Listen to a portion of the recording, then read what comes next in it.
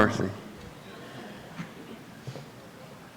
An hour ago, I was on the way to get medicine for my wife because she's had a really bad night. And when I got back, she was getting ready for church. You just don't know. That's a miracle. Trust me when I tell you, if I'd had the night she'd had, I wouldn't be here this morning. But thank God, God still answers prayers, and God still works miracles, and God still does things in our lives. I'm so thankful that He's still alive, and He still meets needs. There's a lot of church people they hurt, or people that's been in church, but I say hurting. That's where my heart's been all week. I want to do my best to help you, to help somebody else, if that makes sense to you. That's my heart's desire, to do that. And go with me to Matthew chapter 10. Give me a second. Let me straighten this thing out. Thank Preacher Chris for, he taught chapter 9 to us last week in the book of Matthew. Now, I don't know, I know all of you's not here every Sunday for Sunday school, and I understand some come and some don't. But if you've noticed, I'll try to get it adjusted. You may have for where to stay, and you can turn it down. It might keep falling off, and I'll try. But if you've noticed through the book of Matthew so far, I'll be honest with you, I've seen something teach through the book of Matthew that I've never seen before. You say, well, you know it's in a story, I understand that, but I just see it in a different light and way than I have ever saw it myself personally.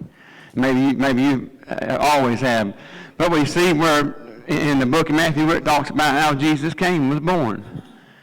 And then it goes on a little bit further, and after he's baptized, it starts talking about his early calling of the disciples and how he calls people, the people that he chose. And then quickly we get into the Beatitudes, which if you've been in here, you know that was a picture of what happens when your life is changed through Christ. I believe that. I mean, that's what it tells us. And it tells you what you are, the light of the world. So I know I keep repeating this, but I want you to see it.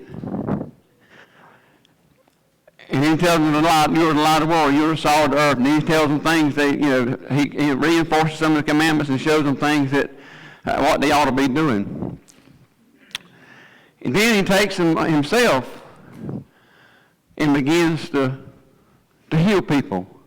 And I told you, anytime you read something in the Bible, you got to take it physically and spiritually. You got to do both, or you're missing a lot. And I know preacher says that, and I think Preacher Chris may have said that last week. You got to do both. And you remember I told you the first person to come off the mountain, when they come off of the mountain to the Beatitudes, you remember it was a Jewish man. You remember. And then it was a Gentile man. Then it was the woman. That's the first three people that Jesus changed their life. And I told you that's exactly the way the gospel started. When Paul and others would go into communities to preach, they would go to the Jew first. They seek the Jews out and teach the Jews, or try to convert the Jews. Then they would move on to the Gentiles. It's a concept we see all in the New Testament, the way God done, or in the Old Testament too, really, the way God done things. Well, after he does that, they get in the storm, you remember. I mean, I'm just reading it just for you to remind you what. But then they went through the storm. Then after the storm, they started casting out devils. And I told you that sometimes we have to go through storms to broaden our ministry where we can help other people. All right, and after the storm, Preacher Chris picked back up last week and told you some other miracles he did, opening the blinded eyes and different miracles. But he finished up last week with the last of that chapter 9, where it says, pray ye the Lord the harvest, and he may send forth laborers into the vineyard. You remember the text. That's where we end up, where he ended up last week. Chapter 10 picks up. Jesus has been with them all the while. If this makes sense in a story form, just think about it. Now, Jesus has been with them all the way. But now in Matthew chapter 10, and I guess we're going to have to read it in verse 1. Let me get back to my Bible. It says, in Matthew chapter 10 and verse 1, it says, and when he had called unto him his 12 disciples, he gave them power against unclean spirits to cast them out, and all manner of sickness and the disease. In verse 2 says, now these are the names, now the names of the 12 apostles. So they have been disciples You're getting it. So they've been disciples up to this point. Now Jesus is fixing to send them out, but he's not going with them in flesh. Maybe in spirit, but he's not going. He's sending them out. And you notice in verse 1 calls them disciples. Anybody knows what it calls them in verse 2? Apostles. You can't be an apostle without being a disciple, I don't think. I think sometimes people get that backwards. Really, I do. I really do. I think they get it backwards. I can't remember which one Daddy may remember, and I believe it was A.W. Tozer, but I'm not sure. One of those preachers a long time ago said if he had but 3 years, Mr. Larry, to work for Christ, if he only had 3 years, that he'd spend 2 of them learning everything he could about Jesus, and then 1 year working, because he could do more in 1 year with training and knowing what to do and not to do than to get out on his own, don't know nothing for 3 years. True statement. I mean, I know it said, but it's not in the Bible. Well, it is in concept. Because that's what he's telling me now. Now, the disciples is one that learns, one that sits under another, like a teacher-student type thing, something we'd understand. But apostle means to be sent. It's time for all of us in here to be sent. This is where my heart's at today. Now, I got one thought, and when I say it, you're going to think, well, he's lost it. I will say one word that pertains to every person in this building. You ain't going to get it to start with, probably not, because you're going to think it wrong. Whether you're a man or you're a woman, there's one word, and I'm going to bring it out of this text, and it's for all of us. Preach. Preach. You say, well, that's Preacher David's job, not in the context of what I'm going to tell you here this morning. Preach. We all have a job to do. God more just to save you from sin. But we're to tell others about Jesus. Now, I know, I'm going to get to it here in a minute, but I know it's hard to walk up to a complete stranger. I mean, nobody you've never laid eyes on, and he's from somewhere up yonder where you think they believe different. The hardest thing will be to ask that man if they're a Christian. It'd be tough. It would be tough for me to do that. But we're going to find in this text where there's a somewhere else we ought to start before we get to that point. And the more you do something, Preacher David, the easier it gets for you to do. And that's a principle I'm going to prove through the Bible this morning, what Jesus said do. We're going to prove it through the Bible. But we're all to preach. Preach means to proclaim, to herald. It don't mean to get up here what Preacher David is going to do in a little while. It's a different word altogether. It's not a pastor. Preach to proclaim.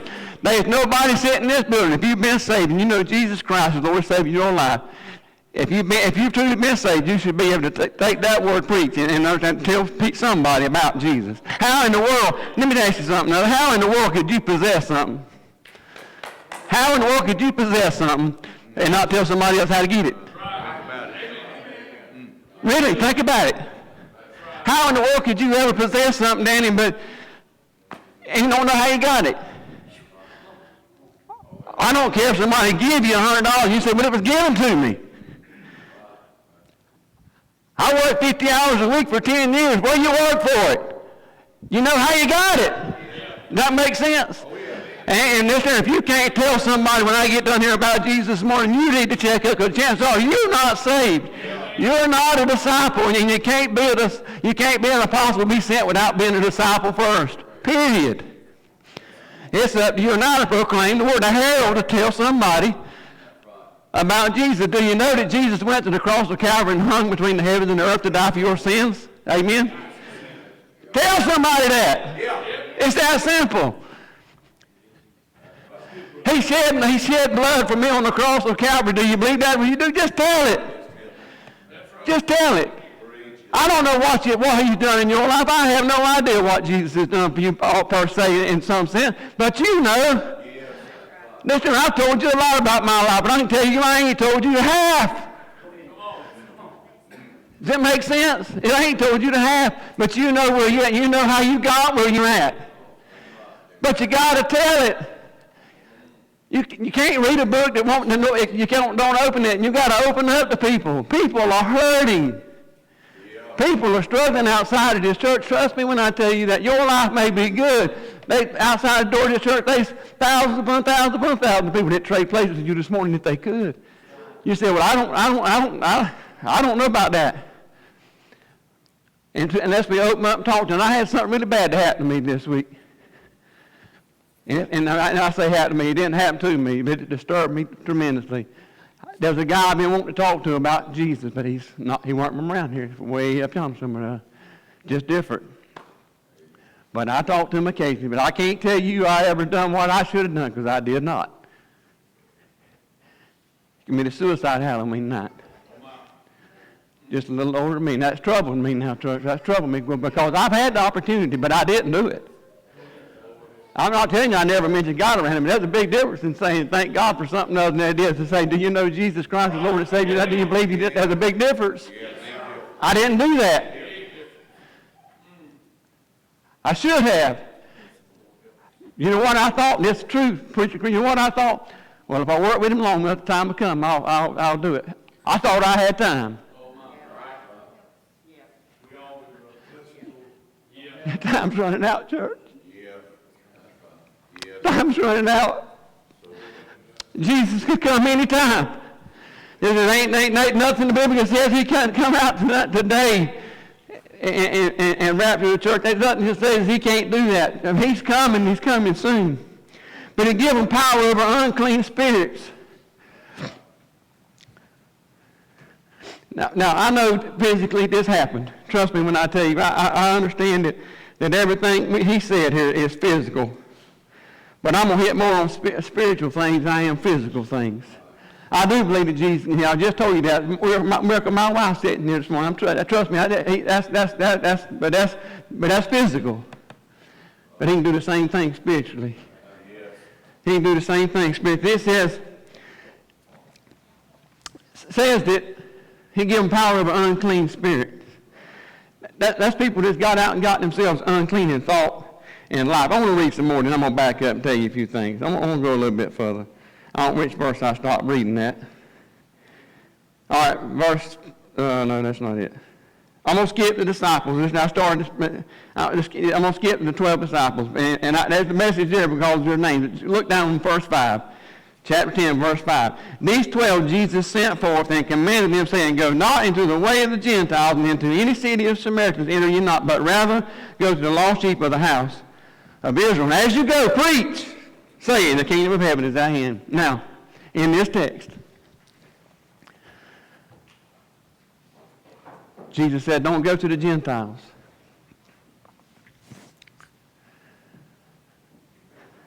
Go to the lost sheep of the house of Israel. Now, I'm not an Israelite, and neither are you. But let's bring it down to what it means to us. Remember I said it's hard to go out to that stranger, somebody you've never met? That's difficult. I told you that.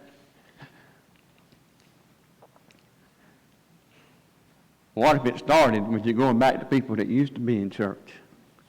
That you know. That's right. The lost sheep of the house of Israel. I don't mean this part of the way it's going to sound, the lost sheep of Evergreen. Right. There's enough people left this church that don't go to church since I've been here to fill it 2 or 3 times. That don't go anymore. Right. That hit change church that just don't go. Right. Now it shouldn't be near as much difficult for me or you or anybody else that attends church here that knows those people. Go sit down with them and see what's going on. I didn't say I'd done it. I'm just telling you where I'm at, where I've been at this week. That is something everybody in here can do. Man, woman, I don't care who you are. You can't. If you couldn't do that, I would doubt your salvation. To be honest with you, I don't mean to be hard. Don't mean to be just. I would. If you couldn't go to somebody that's out of church now, that used to be in this church, you ain't got to dig in all their problems. I didn't say that. You got to dig into all their problems. But you can go visit and let them know that Jesus still cares. There's people that left because they were hurt. I understand. He says to go to the lost sheep of the house of Israel. And listen to what he says. Let me get to that. Verse 8, heal the sick. Now, I know that's physical, but let's think spiritual. There's literally people that's not in church today that is spiritually sick. They need help. They need somebody to knock on their door and tell them that they, whoever it is, that they love them, that Jesus still loves them, regardless of whether that Jesus still loves them. They're spiritually sick. Yes, sir. Just like you get sick physically, and you go to a doctor and you go get better, and you get things to do better, to make you better. There's people that's spiritually sick. They're sitting out that's out there somewhere or another that's got sick spirit. Something happened. I don't know why they're where they're at, but they're spiritually sick. Yes, sir. And they need healing. And in verse 1 of what we just read, I had this other thought on mine, and we've got the power to help them. He said he gave them power. He said he gave them power. It's in our power to walk in the doors of those people, have knock on those doors. Listen, there is everything imaginable today to contact people. Oh, yeah. There's text messages. There's emails. There's all other kind of, I don't know everything, but y'all know one today. There's all kind of ways. You say, well, they ain't never home. Yeah, I understand. A lot of people don't. But and some people would communicate to you better in a text message what's going on in their life than they would in person. I don't know why, but it is that way. It is that way. And it's in our power and our authority to go after those people. If you start with that, get used to being a witness, get used to telling people about Jesus, things will change. It'll make it easier for you to open up to somebody else you don't know one day. If you'll start with that, if you'll start with the lost sheep of the church, and it doesn't necessarily be this church, this other church, this church. There are thousands of people in this county that don't go to church anymore. You might not believe that, but I'm telling you, I hear it. Something happened in their life, got them off track. It says heal the sick, and it says cleanse the lepers. I believe in this text. Do you not know that there's people that's out of church that feels like they spiritually have leprosy? Yes, sir. I didn't say everybody. I ain't saying that. There's always exceptions with situations. But there's people outside that feels like they have leprosy and nobody cares. And trust me when I tell you, the devil can make them believe that. That's easy. No, I don't think the devil can read your mind, but he can see what you do. He sees your actions. He hears your conversations. When you tell this one, maybe you and a spouse talk about when them people hate me or them people. This church, I hate to keep saying this because I don't feel guilty for saying it, but I just don't want it to sound like I've done everything in the book. But I have been in that predicament when I spiritually had leprosy. And trust me when I tell you, if I had seen you first, you would not have seen me. I've dodged many church people there for almost 2 years. Just telling you like it is. I mean, I know what I've done. Preachers, I can probably name 5 or 6 right off. If I see them in the grocery store, I either leave or go around to the other side of the store and watch them go out, and I go back and get my stuff. But it was my fault now. I realized I'm the one messed up. But I felt like nobody cared. I felt like spiritually I had leprosy and nobody cared. They didn't care about me, and there wasn't no help for me. And I probably shouldn't say this, but I never intended Brother David to join another Free Will Baptist Church. I didn't want to come when I come here. The people that's been here since I've been here, I think I'm starting about my 10th year out here. I've been here 12, and I think this is about 10 years teaching this particular class, 2 years back there. I didn't want to come.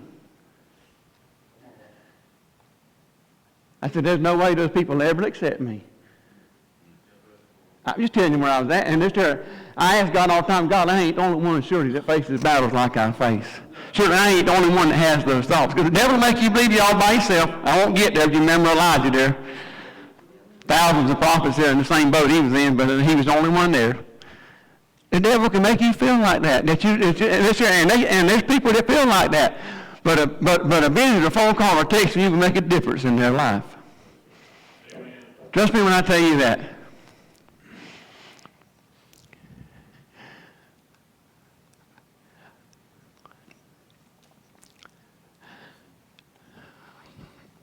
I'm just thinking before I say what I'm about to say. Because I'm not trying to slam nobody by no means. That's not my intention. I'm just trying to tell you what they feel like when they're out there, because I've been one, Jerry. That's all I'm trying to do. I know a lot of preachers. I ain't say I was great friends with them, I ain't saying that, but I know a lot.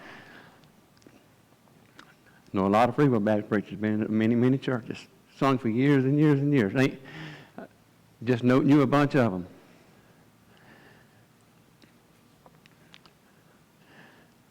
The times that I did see them in 2 years, that I did see them, not one time, Mr. Larry, did ever ask how I was doing. Right. I'm praying for you. Right. Come on. You get the picture. I'm not going to elaborate on it. Not one. Right. That's wrong. Yes, sir. Yes, sir. I'm sorry, but that's just not right. You say, well, they just didn't think about it. I had one calling me needing help, wanting me to take my son out of school to go help his son testify for him in court. But he never asked how I was doing, never asked nothing. To this day, he never asked. That's not right. It's not right.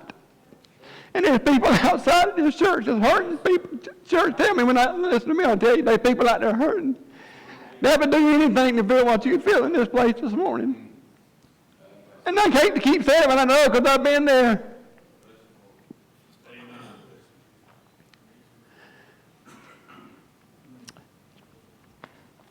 I went to a little Baptist church right there where I lived at. Now, they different than us, sure. I ain't saying that. Well, Brian, I'll tell you one thing. We're sure about that church. If they didn't love me, they had me fooled. They loved me at a time that I needed loving. I needed somebody to help me.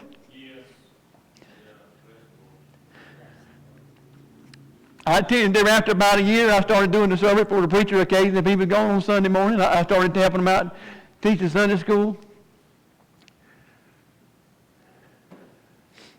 When I come to Evergreen, I knew I needed to move on. I didn't know where I was going. I knew I needed to move on. They offered me every job that I've had since I've been in this church, and I had to choose between that church or this one. I had never told y'all that I'm aware of, but I had to choose. And I didn't know y'all like I do now, but I knew them well, and I just knew they loved me. That's all I can tell you, and that's what I needed to feel at the time.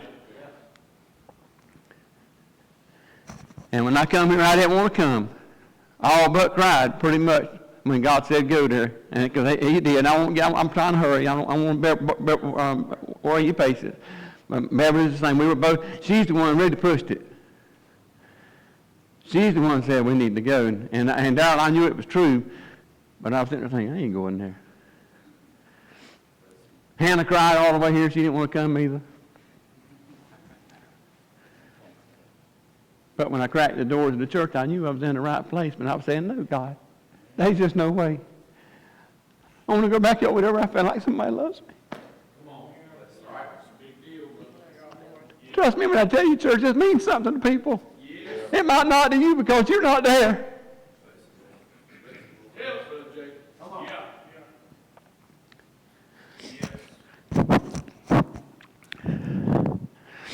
But I come on Wednesday night anyway.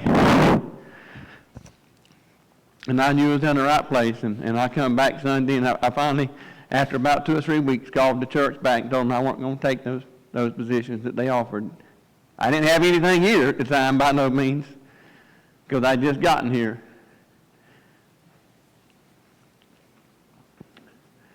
I'm just trying to tell you, people need help. That's all I'm trying to tell you. And I'm telling you this in your power to help them. That's the whole idea of what I'm trying to tell you this morning. There's people that need help, and you can help them. You have the power within you to help people, but you can't do it if you don't open your mouth. You can't, you say, well, I pray for them, and that's good, well and good. But there needs to be some works on the part of it. You need faith and works.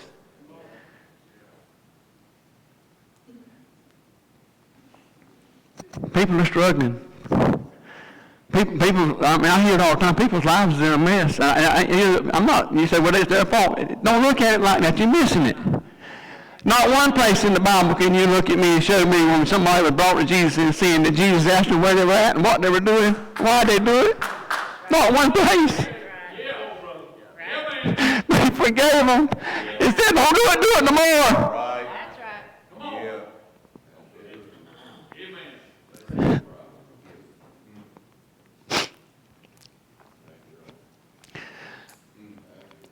Don't be the judge. Just bring them to Jesus and let him take care of the rest. Let them know that Jesus still loves them. And that you still love them and you're behind them. Man, we can just make a difference in people's lives if we would do it. No wonder Jesus had to go to the lost sheep of the house of Israel first. I don't know what Evergreen was like altogether. I mean, I come to Evergreen as I was a small youngin' with Granddaddy playing and singing. I don't know what every church was like. I really don't know. I just know how I was raised in the church I grew up in, and I had a granddad, we're both granddaddies, but one of them especially. Pretty much believe you had one shot at this thing. And when you messed that up, you just kind of had it.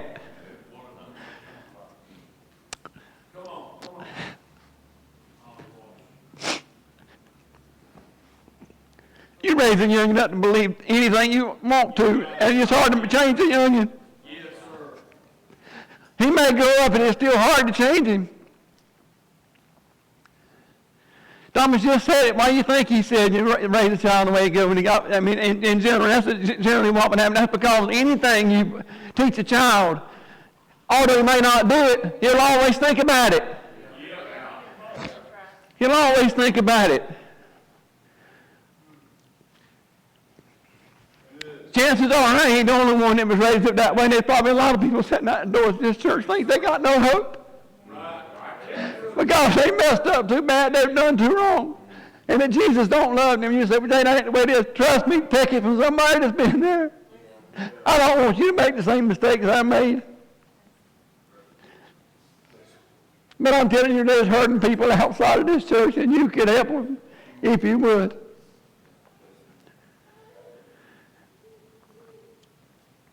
No wonder Jesus said, go to the lost sheep in the house of Israel. I mean, go first to the people from Evergreen. It says, heal the sick, cleanse the lepers.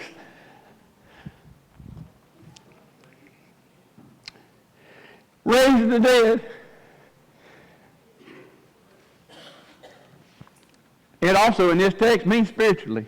If you look it up, it also means spiritually. There's people that just think that they're spiritually dead, there's just no hope. When I see people that have problems and they way out there like that, man, you just don't know what that does in my heart, because it almost sets me back 13, 14 years ago, and I was right where they were at, and I said, man, I sure hate that for them people. Sometimes I don't even have to know them. Because I ain't forgot what it's like to hurt like that. Church, we need to be busy helping people. I mean, your life may be good today, and that's great. If everything's going good in your life, that's great. Thank God for it.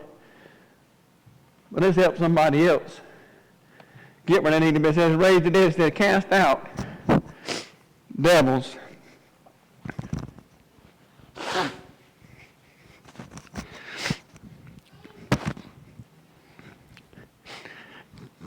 Cast out devils.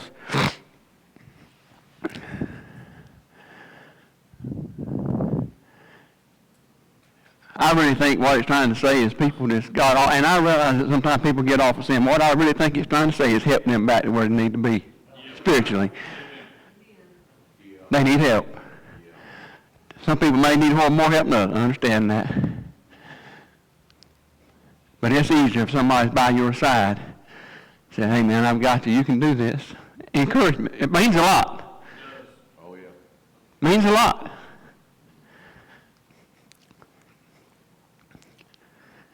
If you dare to pray with them, you dare to talk to them, you dare to help them along the way till they get back where they need to be. How many of you ever had a spouse get sick? Yeah. Anybody? Do you sit in the other room and just go back next week and check on them?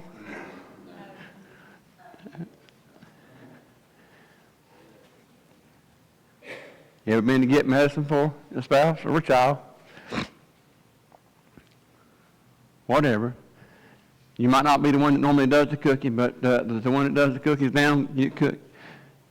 You help them and nourish them till they get back to health where they can do what they used to do. There's people outside this church that used to be in church. There's outside this church that if they would get back in church, ain't no telling what God could do. Yeah. I believe that. I know we often say, Preacher David, or I've heard you say that there's Sunday school teachers and preachers out there under a bridge somewhere needs to be saved, and I understand that. But there's some out there that used to be in church. Right. Yeah. That ain't now. There's some can be Sunday school teachers and preachers and singers that could change lives. Amen. Yes, sir.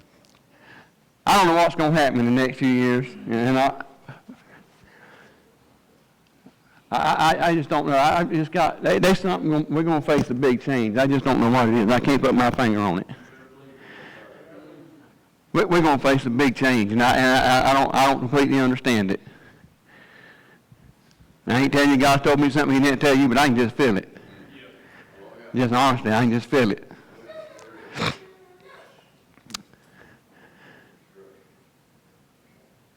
And people's going to need help. Today, your life may be all great, but you don't know what you're going to face tomorrow.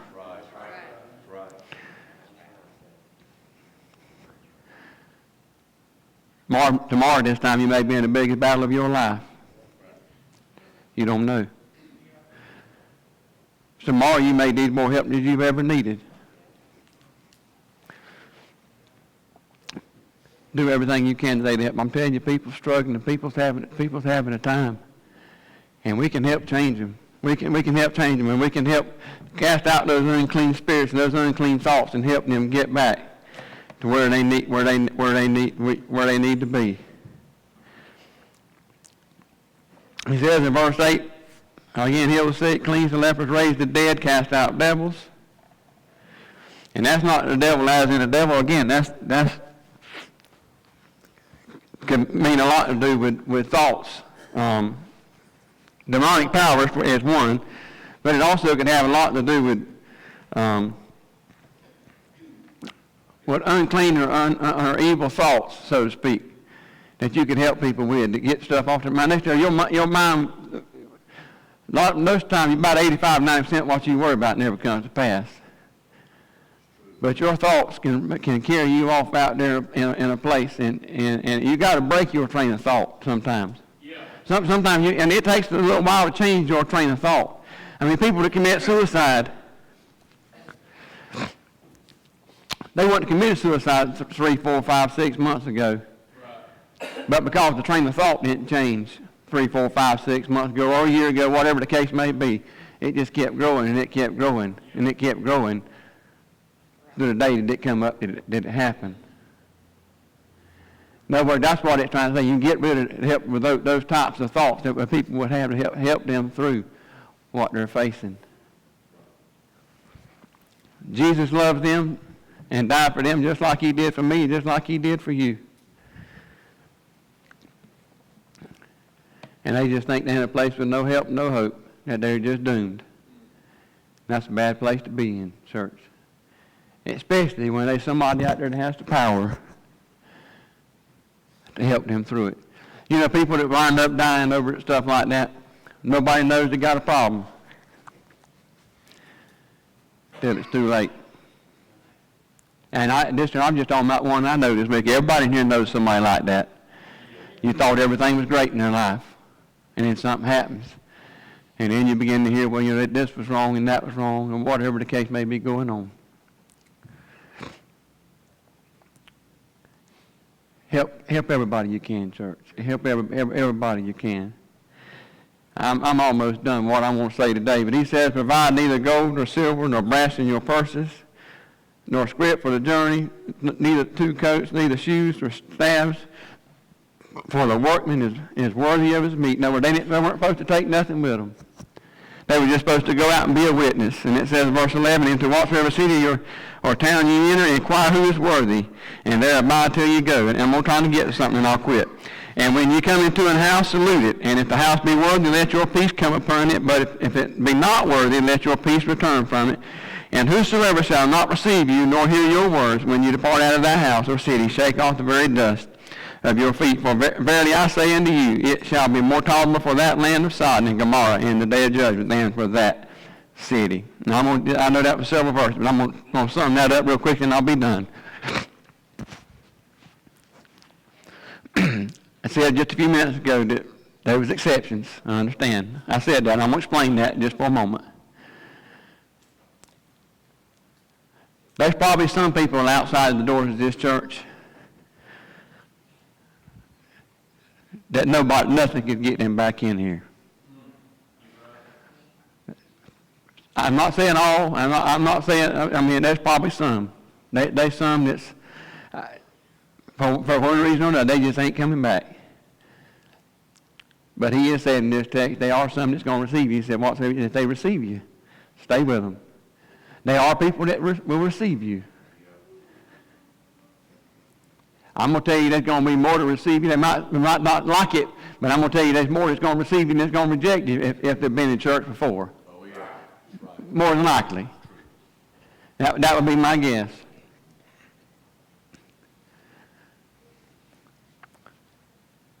If they'll accept you, share whatever you can with them to try to help them. But then there's going to be that some. That's Leon that says, don't want to hear it. I'm done with that. I've had that happen to me. Trust me, I've had a few people, I ain't said a bunch, but I've had a few people to tell me, hey, I tried that just, yeah, whatever. But then when you go out and you talk to them and you've done that, you have done everything you can do. You've done all you can do. But you cannot change them without communicating with them in some shape, form, or fashion. You just can't. Daddy finished up last Sunday night. He sent the 12 here, but he sent the other 70. And I believe he done that to let us know that everybody can do it. Just not his chosen 12. I really believe that's why he sent the other 70 out. Sent them out. And this is what I tell you this morning, preach, everybody can do that. Everybody can proclaim Jesus. I don't care who you are. I don't care who you are. He said in this text, if they didn't accept you and walk out and just pretty much knock the dirt off your feet, more or less. I mean, you heard what it said. In other words, he just said you've done all you can do. You can't make them do it. But there is a lot of people that just wish they'd get a visit. You may not think that, but I believe that in my heart now. I believe that. I do. I believe it. If they got feelings hurt, they got something hurt, they something hurt, and they just think nobody cares. I'm telling you, the devil can just make it grow now. I just told you 85 and 90% what you think about don't happen. You got to put yourself in other people's shoes.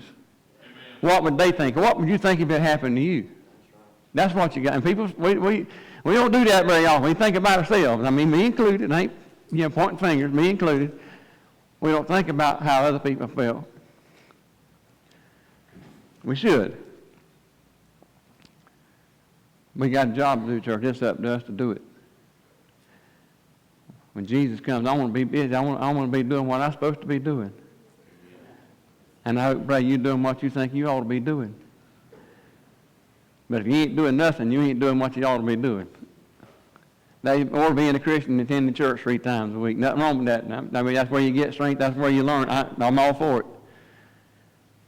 But if that's all you're doing, you're missing it. Oh, yeah. You're missing it. Say, well, you know, a visitation program.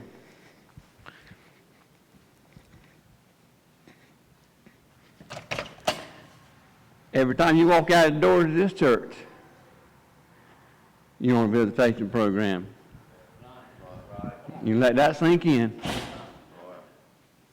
Every time you walk out the doors of this church, you meet people every day that don't go to church anymore that used to go to church.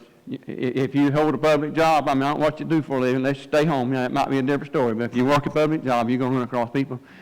You're on a continual visitation to tell somebody about Jesus. Anybody got anything you want to say? All right, I got to quit. I'm really past my time, a minute or two. Anybody got a comment or a question, something you want to say? I'm glad Beverly talked him coming, brother. Well, Janelle, I'd like to say something if you don't mind. Go right ahead, bro. Might be out of line if I am, I'm sorry. Nothing against the church, I love each and every one of you. But those of you that know me know what happened 3 years ago. I left this church. The devil beat me down time and time again. Very few people in this church, and nothing is done, nothing, has contacted me. No way, shape, or form. But you're right. The people out there that needs help, I'm back in church today because I want to be in church. The Lord is dealing with me, and I don't know what He wants me to do. Yeah. I went to Langston last week, the preacher over there preached on it.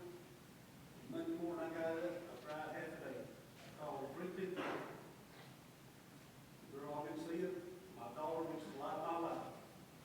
If it ain't for Lacey, I probably wouldn't be back at church today. God is working. I witness to you. I seen what he been posting on Facebook. Church, God. He was one of the biggest dope smokers right here and drank beer every day. I called only 3 people last week. I was in very bad need. Because I tried half the day. Wednesday night, I went back once. Preacher wasn't there, his daddy was there. Everything I've been going through, the Lord used him to tell me